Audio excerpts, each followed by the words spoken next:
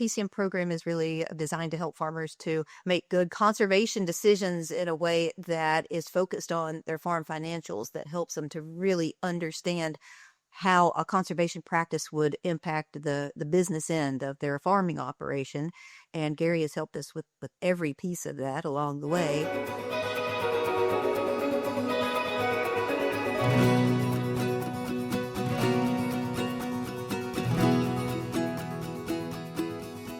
Hi, I'm Laura Gentry. I am the Director of Water Quality Research at the Illinois Corn Growers Association.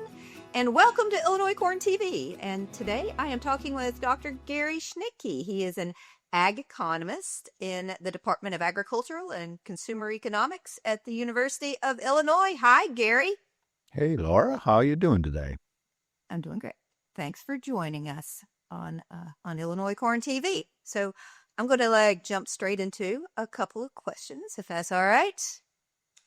So the first question, Gary, is we know we've heard from you and every other agricultural economist and pretty much just every person in agriculture and farmers that this is one of the most difficult farm financial environments that we've had in decades at least. So you've said that you think that the next year or two, so the rest of 2025 and looking into 2026, that those years are likely to be similar in many ways to 2023 and 2024. So what are the factors that are making 2025 and projection for 2026 more like 2023 and 2024 than, say, 2016 and 2017, when we also had periods of low grain prices?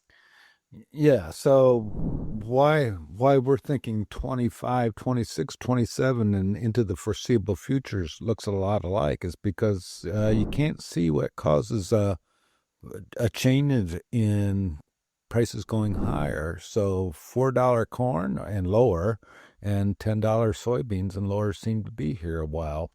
And, if you go back to 2016, 2017, we had those same prices as we do now, but there's a very big difference, and that is that costs are much higher now. And we saw those costs go up in the 2020 through 2023 period. And that was caused by COVID and inflation, the Ukraine-Russia conflict, as well as just labor shortages. So all those things have caused cost inflation, and we don't see that changing. So you got $4 corn, $10 soybeans for the foreseeable future, and higher cost. Well, we were just on a webinar not too long ago, and you were highlighting that the year 2021 was a year when we saw these really significant machinery cost increases. And are those the same things that are driving some of these other cost increases that farmers are experiencing now? Is there anything different? Yes, no. Between 2021 and 2023, just to give you a feel for this, tractor prices went up 20%. So we had a 2-3 year period when tractor prices went up 20%. And the 9-year period before 2013, they only went up 14%. Now, 14% is a big deal, but 20% in 3 years is a bigger deal. And going back to that period, we had COVID and control measures that resulted from that, resulting in broken supply chains. And we had labor shortages, which actually still continued till this day.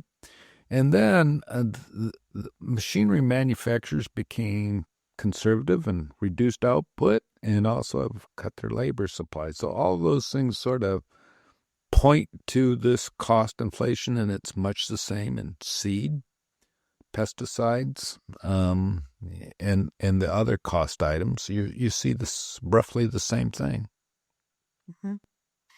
Well, what should farmers be thinking about? What should their strategies be when they're thinking about their equipment decisions?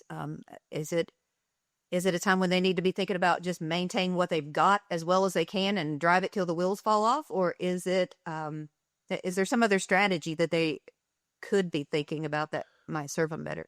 Yeah, so when we think about machinery management, and replacing machinery slower is an alternative that many farmers are going to think about, and likely will be good.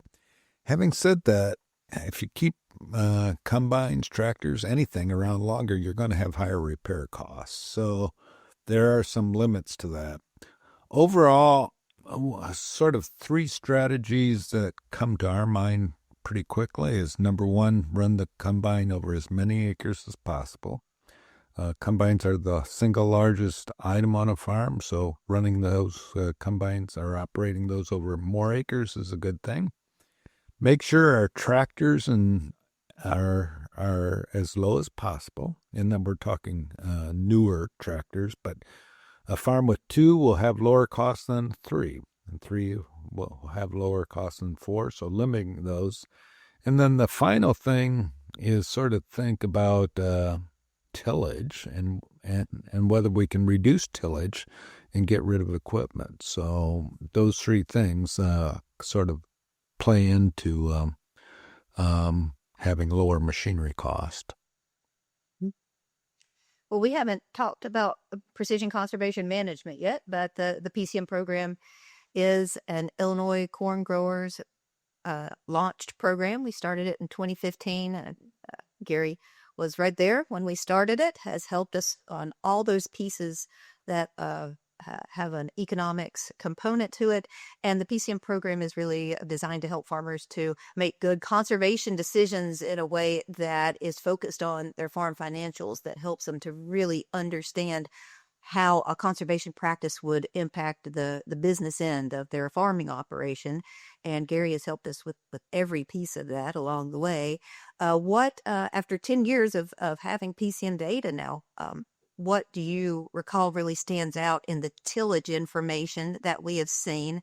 And maybe even more important, what really stands out for farmers, as they're thinking about the 2025 and 2026 tillage operations? Yeah, so what really stands out, and you know this as well as I do, Laura, is that as we get above, in particular, two and higher tillage passes, we often see profits decline as we increase those tillage passes because the yields don't cover the higher tillage passes, and also we see no other costs go down with those increase in tillage passes.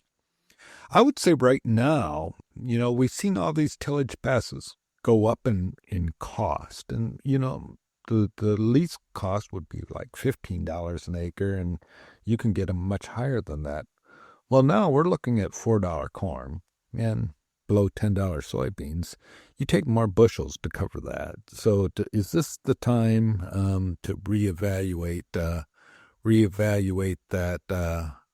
those decisions? So, and that comes back, Laura, if PCM is a conservation program, it's meant to help farmers stay profitable.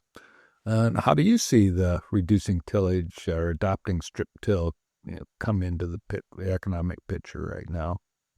The strip till piece of it is really interesting. No till also, what became clear as we were looking at the 2024 data most recently, and soon we'll believe we're going to be seeing this as we look at the 2025 data as it's starting to come in from the PCM farmers, is that it more than ever before, those no-till and strip-till fields for corn production especially are really showing up in our top 25% most profitable fields more often than they have in the first years of the program, far more. And so we're seeing that those farmers who are doing no-till and strip-till on corn acres, those are the fields that are more likely to show up in the top 25%. And we're seeing a larger percentage of those fields making up our most profitable data set too. So it really does seem like, and that's without any kind of an incentive payment. So a lot of the farmers in the PCM program are getting anywhere from $5 an acre up to $25 an acre by reducing tillage, and using cover crops is another important component of the incentive payments. Just, you don't have to do it all. If you want to just enroll and get an incentive payment for reducing tillage, you can get anywhere from $5 to $10 an acre. So that's on top of just saving money in this difficult climate where some of our farmers feel like they're harvesting a crop that they're actually every pass across the field they're losing money on. So that's what the PCM data we're seeing, especially around the conservation and those incentive payments, are looking like. I got a joke for you. It's our not to be corny farmer joke. Are you ready? I'm ready. What do farmers do, and how do farmers deal with difficult times in agriculture? All right, tell me. They just continue on. Oh. All right. We won't put you on a late night comedy show. How about that? No, my stand-up career is pretty limited at this point. Well, But thanks for joining us, Gary. Thanks for having me, Laura.